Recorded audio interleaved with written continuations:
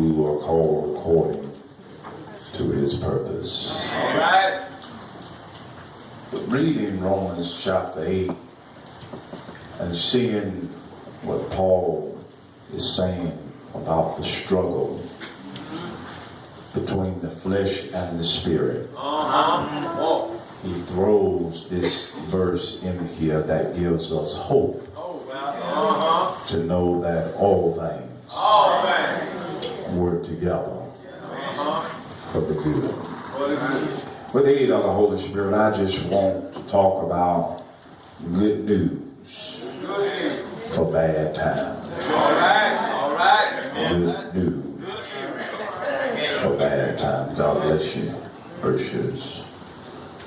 My brothers and my beloved sisters, as we all live in this world, every morning we wake up, and before we go to bed, at some point we hear some bad news. When you turn on the television, listen to the radio, check social media, it always some bad news. You seem, amen, as if we live in a world that's all we live for is bad news. And I ask the question, why would there be so much bad news? It's because when I read Romans chapter 8, Paul begins to tell me the battle between the spirit and the flesh. All right. And even though you are saved, it's a constant battle between the spirit and the flesh. When you're trying to do good, evil is always present. But you don't have to go looking for evil, go looking for trouble, or go looking for problems. They just seem to show up without you sending out an invitation. And even though things may be well for you right now, doesn't mean they will be well for you on tomorrow. That's why it behooves us to take advantage of every moment that God gives us and tell him thank you, as well as pray for tomorrow. For we know who holds tomorrow. And so, amen, when I read Romans chapter number 8, as Paul, not to insult your intelligence tonight, Paul begins to talk to us and let us know, amen, you got flesh on one side and you got the spirit on the other side. And then what Paul tells us in Romans chapter 8, amen, that the spirit can keep you where the law won't keep you. For in the Old Testament, the law, amen, did not get rid of sin. It just put sin, amen, at a hindrance. For in other words, amen, that anybody that was doing wrong, sometimes, amen, depending on what wrong they did, they was stoned or put to death or incarcerated. The law put a guideline between right and wrong.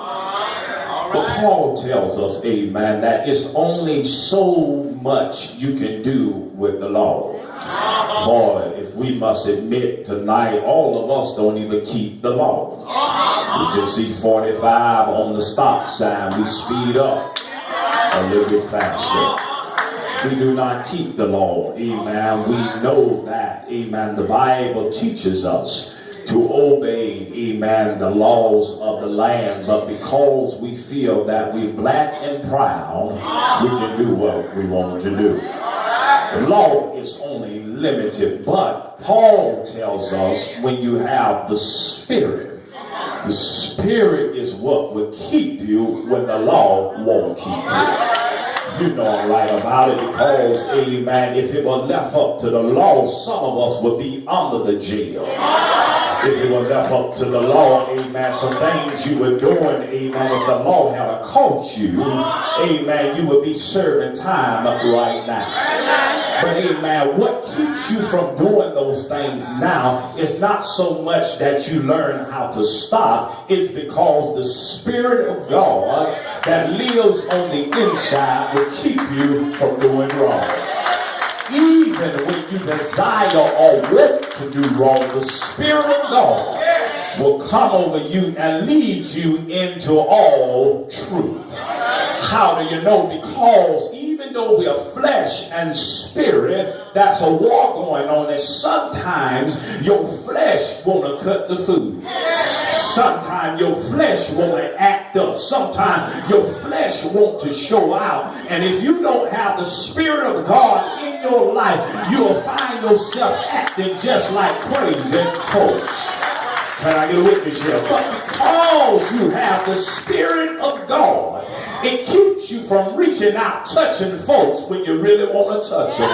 It keeps you, amen, not that you forgot how to cuss, but the Spirit shuts your mouth and tell you that the battle is not yours, but the battle belongs to the Lord.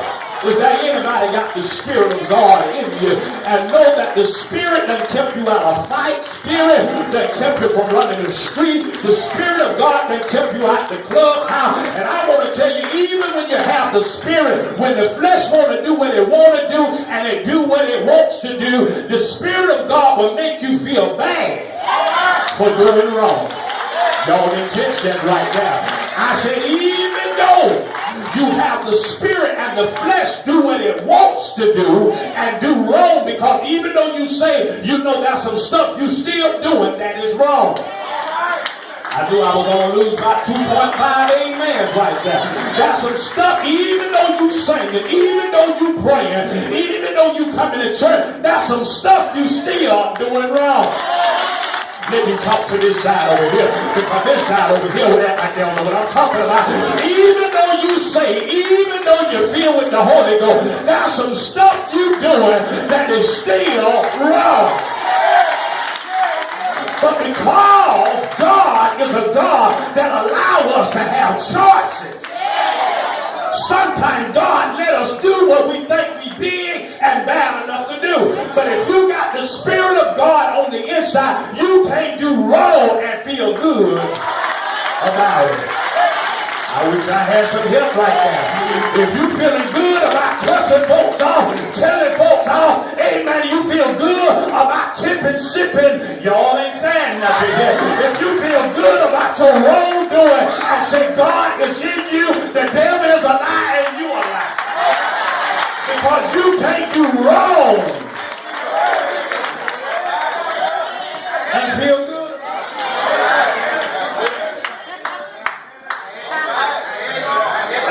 I'm the only person in this room.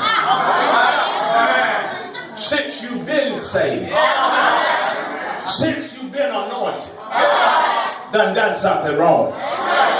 Oh, amen. I remember when I first started pastoring, and I was 19 at the time.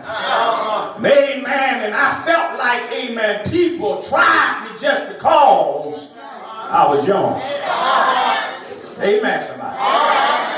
Time I didn't have no facial hair. Amen. At the time, my tape line was a little bit farther down than that.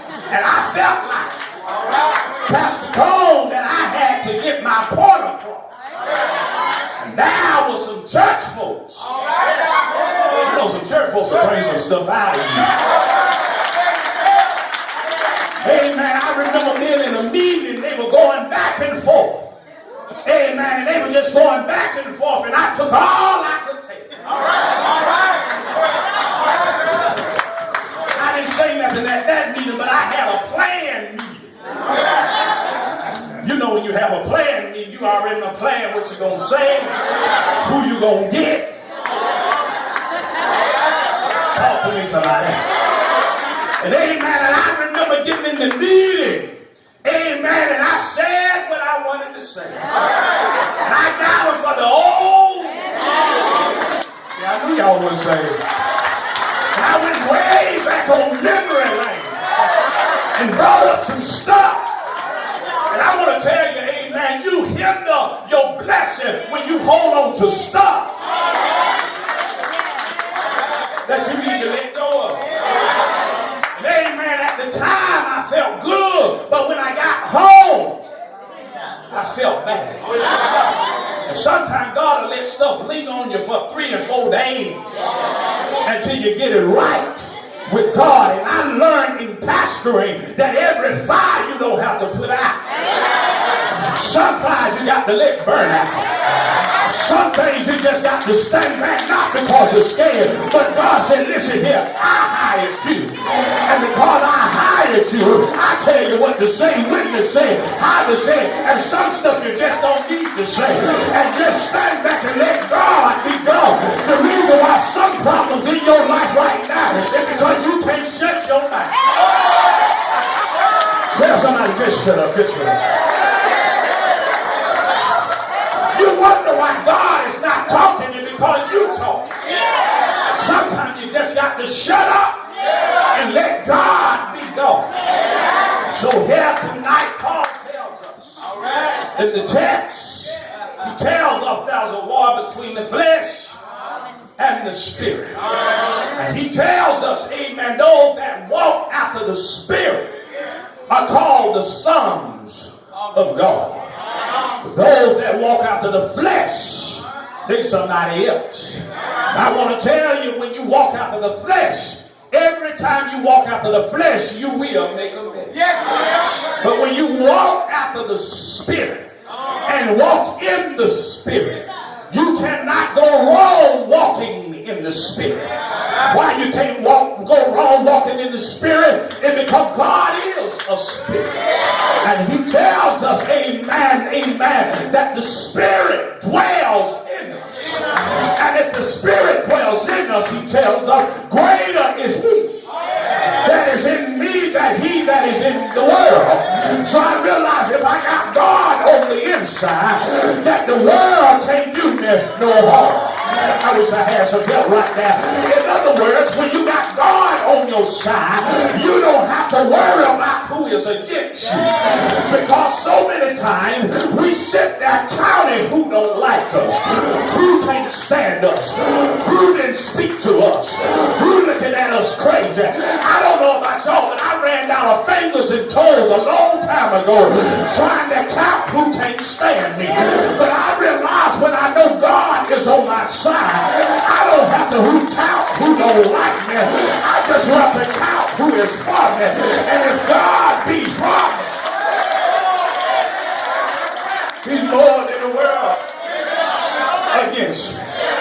So Paul tells us in Romans chapter 8, you read it at your spare time, he tells us the battle that goes on with the flesh and the spirit. He tells us that we are living in times now that our spirit man will be tried.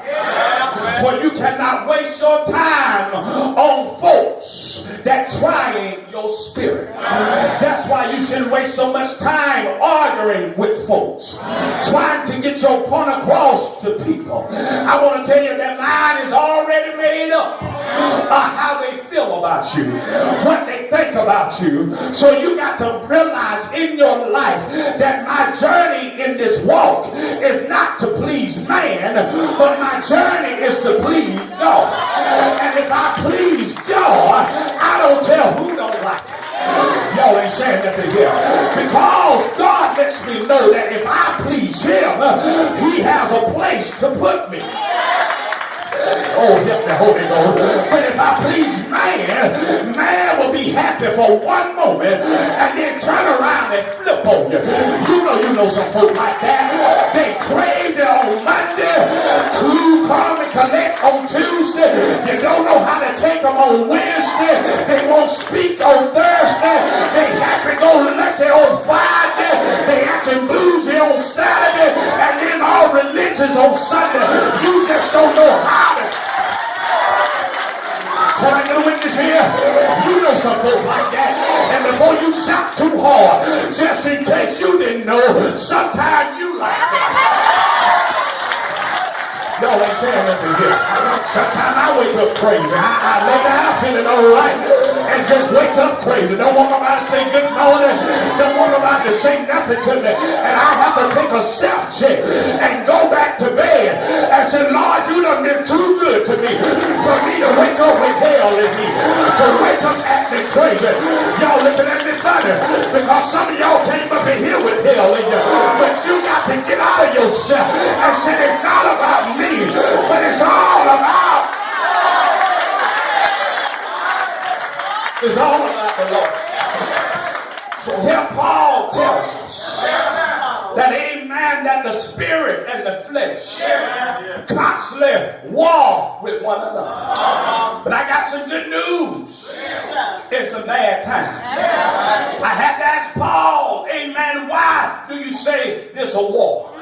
He said, well, Randy, you got to go back to the book of Genesis and remember that when I created Adam and Eve, things was pleasant. Amen. Every time you read something in Genesis that he created, he said it's good and very good. And he said, out of all of that good in the Garden of Eden, here comes the snake. Y'all ain't saying nothing here. I don't care how good your day may be going. The snake always shows up. Sometimes he show up on your job. Sometimes he show up in your family. The snake just shows up. And when the snake showed up, he created a wall between God and Adam. That's why the Bible says that when God came walking in the cool of the day, he says, Adam, where art thou? Now all of us in this room know that God is God. He knows everything. So the scripture says he knows our thoughts are all.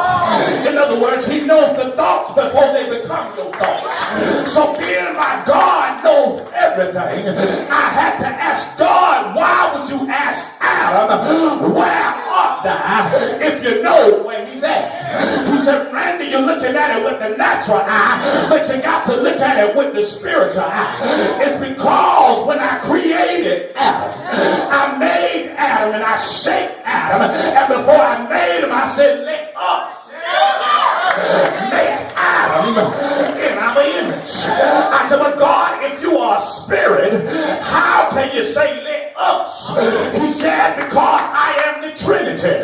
God the Father, God the Son, God the Holy Spirit. And he said, when I created Adam, I had to be God the Father to speak the word. And when I spoke the word, I created man to become the flesh. And he said, when I breathed in his nostril, that was the Holy Spirit. And man became a living soul. He said, so when I created Adam, Adam looked like me. Adam walked like me. Adam talked like me. Adam had everything that I had. I said, well, God, what are you saying? He said, when Adam messed up, I had to ask Adam, where art thou? And because I didn't see Adam no more, I didn't see myself no more. I want to tell you, when God made you and when God saved you, he don't want to see you, he want to see himself. And if you really want to know that God in you, check the record. Are you talking like it? Are you walking like it? Are you looking like it? If you're cussing, you ain't God. If you're lying, you're not God. If you fight, you're not God. God said, I want to see myself in you. But the problem is, we want to be somebody else. Y'all ain't talking here. We want to be somebody else. Instead of embracing who we are, we always want to be somebody else. Want to dress like somebody. Want to look like somebody. I want to tell you, be who you are and what God has made you. Because I want to tell you, nobody can beat you being you. Because when you try to be somebody else, you fake and phony. Can I get a witness here? Some of us don't even know who we are because we've been pleasing other folks all of our lives and becoming somebody who we're not. Sometimes take yourself out to eat. Ask yourself, what do I like to eat? That's right. But you've been hanging out with your girlfriend and been trying to eat what they eat. Y'all been saying be who you are. So here, Paul tells us that here's the battle between the flesh and the spirit. So I said, well, what is the good news? And why do we need good news in bad times? He said, first, you have problems. Amen. We must identify our problems. All of us in this room got some problems. Whether you want to admit it or not, you got some problems. Whether you want to dress it up or not, you have some problems. He said all of us have some problems because the first problem is that's a battle going on. And this battle been going on for a long time because this battle started in heaven. Yes, when the Bible declared that Satan was a beautiful angel. Amen. It's somewhere between his beauty and his attitude. He thought he could tell God how to run his business. The Bible said that when God evicted Satan, he also evicted some angels. Can I get a witness here? And the Bible declared that these angels, amen, they was beautiful angels. Amen, they dwelled in the land and fell on the earth. Not only that, but amen, the Bible declares how they mixed and mingled with humans and became, amen, and created what we have in the Old Testament called giants. The Bible declares, amen, that in the Old Testament there was a war going on with the spirit and the flesh. How do you know it was going on? Because when you read the Old Testament, you see all the time, amen, that man was in his flesh. But the only way God could speak, the Bible said that he would use a prophet. And the Spirit of God will come on them and they will speak what God told them to speak. How do you know there's a war going on? Because do you remember the children of Israel? The Bible tells us how God brought them out of Egypt. But because their spirit was still in slavery, they had a war going on with their flesh. They said, Moses, you done brought us out here to die. But I'm glad to know tonight that God knows how to bring your flesh in check. The Bible tells us here now that Paul speaks to us from, amen, the Old Testament, talking about the Mosaic law. He tells us, amen, that there is no condemnation. Amen, to those that walk after the Spirit. So tonight I see Paul talking to us, telling us, amen, that if we are in the flesh, that we are going to die. He tells us, amen, that there's nothing good that comes out of the flesh. I want to tell you tonight, if you are in the flesh, you cannot please God. But amen, if you get in the Spirit, you can see God do supernatural things. When you get in the Spirit, you just don't come to New Hope to say you've been to New Hope. But when you get in the Spirit, God will show up in the house. When you get in the Spirit, tumors have to dry up. When you get in the Spirit, cancer have to leave. When you get in the Spirit, amen, flesh have to move out of the way. And I don't know about y'all tonight, but I'm glad I'm in the Spirit. For the Bible tells us if we walk in the Spirit, we will not fulfill the lusts of the flesh. I want to tell you tonight, flesh can never be satisfied. Because, amen, flesh want this on today. And it want that on tomorrow. But I hear Paul telling us, amen, that if we walk in the Spirit, that things will be better. For I reckon that the suffering of this present time is not worthy to be compared with the glory which he shall reveal in us. In other words, Paul tells us, as long as we in the flesh, we are going to suffer. We are going to go through some things. I'm going to tell you how messed up this flesh is. This flesh is so messed up that if God heal you tonight of sickness, if you keep on living, sickness will come again. If God raise us from the dead, I want to tell you, death will come again. But I'm glad to know tonight the flesh may die, but the Spirit shall live. And I'm glad tonight to know the Spirit of God lives in me. Why? Because when I want to do what I want to do, yeah, the Spirit of God, as Paul tells us, it will, yes, bring us in check.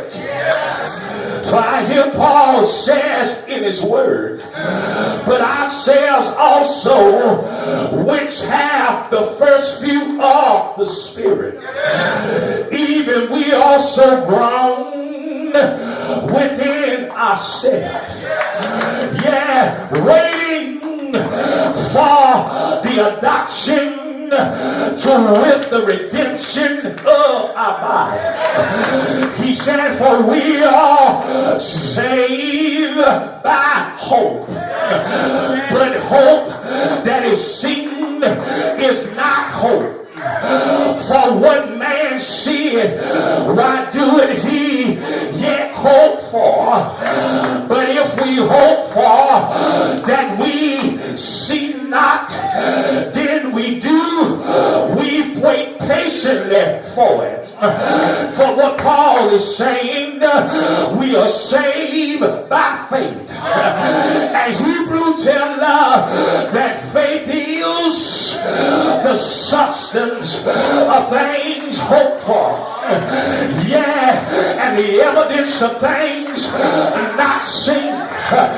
In other words, I can't see God, but I know He's in me. Can I get a witness here? How do you know the law is in you? It's because He makes me love my enemies.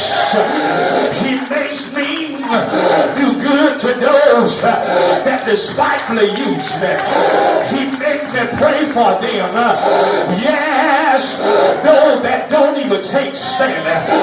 Can I get a witness here? And I heard the Bible said that Paul said, likewise, the Spirit also helped my infirmities, for we know not what we shall pray for.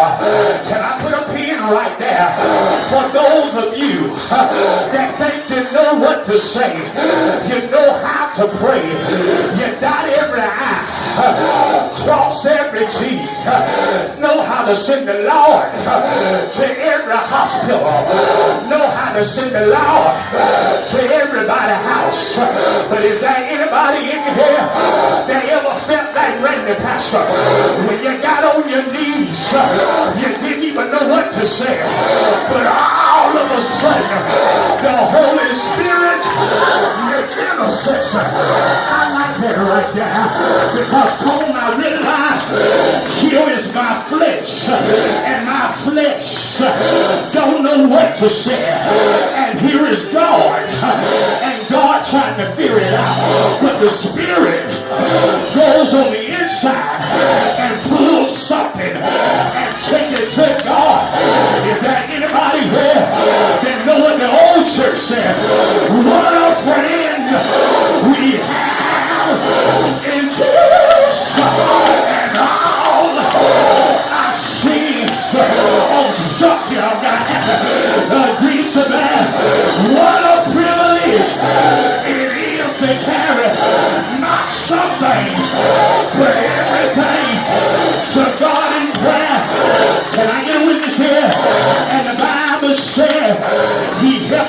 infirmity, for we know not what we should pray for, but the Spirit make intercession. Yes, for us with groaning which cannot be uttered. Can I get a witness here? But here come the shine part. Yes, he says, and he that searcheth the heart know what mind of the Spirit, because he make intercession for the saints. Can I take a survey in here? Are there any saints in the house? If you are a saint, I got good news for you. That God done heard your prayer. God done seen your tears. But good God Almighty, some of y'all still ain't moved. Let me give you something else to shout. Before I go home tonight, why you shouting record? Because he tell me, and we know you ought to slap somebody. And we know